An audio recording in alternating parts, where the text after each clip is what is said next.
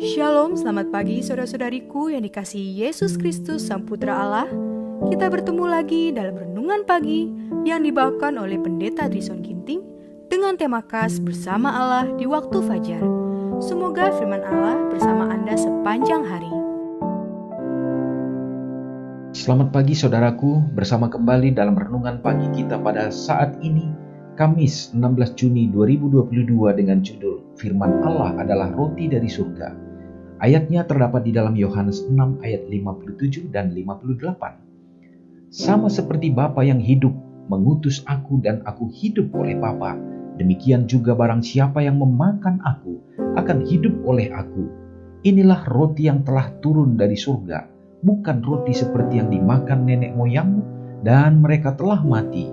Barang siapa makan roti ini, ia akan hidup selama-lamanya. Kehidupan kita harus diikat dengan kehidupan Kristus. Kita harus senantiasa mengambil dari Dia, makan dan minum dari Dia. Roti hidup yang turun dari surga, sumber mata air yang selalu segar, selalu memberi harta-hartanya yang limpah. Jika kita menempatkan Tuhan selalu di depan kita, mengizinkan hati kita untuk menyatakan syukur dan pujian kepadanya, kita akan mendapat kesegaran yang terus-menerus dalam kehidupan keagamaan kita. Doa kita akan berbentuk suatu percakapan dengan Allah. Sebagaimana kita akan berbicara kepada seorang teman, Ia akan memberitahukan rahasia-rahasianya kepada kita pribadi. Sering akan datang kepada kita suatu perasaan yang manis dan sukacita karena kehadiran Tuhan. Acap kali hati kita akan menyala di dalam sementara Ia datang dekat untuk berhubungan dengan kita sebagaimana dilakukannya dengan Henokh. Bagi orang yang memiliki hal-hal itu, agama yang dari Kristus akan menyatakan dirinya sebagai sesuatu yang menghidupkan. Prinsip yang meresap, bekerja dan berkerohanian yang teguh akan nyata kesegaran dan kuasa serta kegembiraan dari kemudaan yang langgeng. Hati yang menerima firman Allah tidak seperti kolam air yang menguap, bukan seperti tangki air yang pecah yang membocorkan harta yang di dalamnya. Ia adalah ibarat sungai dari gunung yang memperoleh sumbernya dari mata air yang tiada habis-habisnya, di mana airnya yang sejuk dan bening mengalir dari batu ke batu, menyegarkan orang yang lelah dan dahaga, serta orang yang mempunyai beban yang berat. Orang-orang Kristen harus bersedia untuk menghadapi apa yang segera akan terjadi di dunia sebagai suatu kejutan yang besar, dan persediaan ini harus mereka lakukan dengan rajin mempelajari firman Allah dan berusaha untuk menyesuaikan kehidupan mereka kepada peraturan-peraturannya. Saudara yang kekasih dalam nama Tuhan, demikianlah ajakan daripada Tuhan untuk kita mencintai akan firman-Nya. Oleh karena pekabaran lewat firman itu akan menjadi roti bagi kita, kehidupan bagi kita. Dan setiap orang yang makan dan minum daripada firman kebenaran Tuhan, maka dia akan beroleh kehidupan dan dia akan bertumbuh.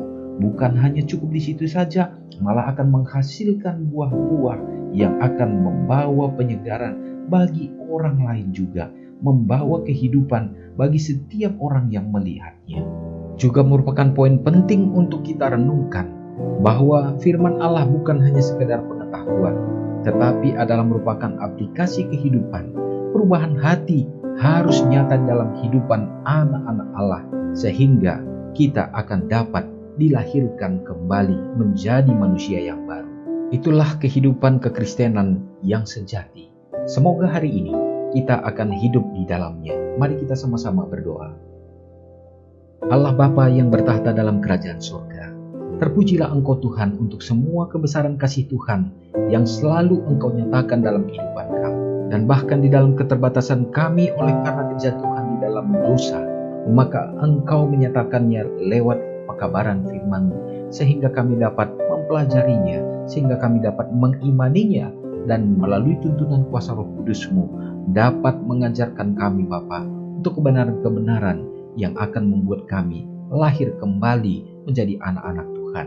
Tolonglah kami dengan kekuatan daripada Roh Kudus, sehingga melayakkan kami untuk menjadi anak-anak-Mu yang sejati. Bapa, pada saat ini hamba berdoa bagi umat Tuhan di saat kami menjalani kehidupan di sepanjang hari ini. Biarlah kuasa Tuhan yang selalu menuntun hidup kami ya Bapa, sehingga kami selalu dapat menjadi pancaran kemuliaan untuk menyatakan kasih-Mu dimanapun kami berada. Memberkati dalam segenap usaha tangan pekerjaan umat-Mu. Berikanlah kekuatan dan kesehatan ya Bapa, sehingga ada sukacita kebahagiaan yang selalu kami nikmati. Berkat-Mu menjadi anak-anak yang berada di dalam pertumbuhan dan perkembangan mereka. Bahkan di mana anak-anak sekarang yang sedang menghadapi ujian di dalam pendidikan sekolah, Tuhan akan berkati sehingga mereka akan dapat meraih harapan dan cita-cita mereka. Bapa di sorga memberkati juga orang-orang tua yang sudah lanjut usia dalam hidup, dan biarlah Tuhan akan menjadi kekuatan, penghibur, dan melalui kesehatan dan panjang umur yang Tuhan berikan, mereka juga akan tetap setia dalam menantikan kedatangan. Bapa, hamba-Mu berdoa bagi saudara kami yang bersuka cita dalam berbagai hal dalam kehidupan mereka. Biarlah tetap nama Tuhan yang ditinggikan. Yang merayakan hari ulang tahun pada saat ini, Tuhan berkati dengan kasih karunia-Mu ya Bapa, dengan pertambahan umur dan juga berkat damai sukacita yang Tuhan pertambahkan, sehingga iman mereka pun dikuatkan untuk dapat menantikan kedatangan Tuhan yang kami percaya tidak akan lama lagi. Terpujilah Engkau Bapa, mengampuni dosa kami. Doa ini hamba-Mu serahkan hanya di dalam nama Yesus yang sudah menjadi juru selamat kami. Amin. Selamat pagi, Tuhan Yesus memberkati. Ingatlah Matius 5 ayat 13-16. Biarlah kamu menjadi garam yang mengasinkan dan terang yang menyinari kehidupan orang lain. Jangan lupa subscribe, like, dan share ke seluruh dunia.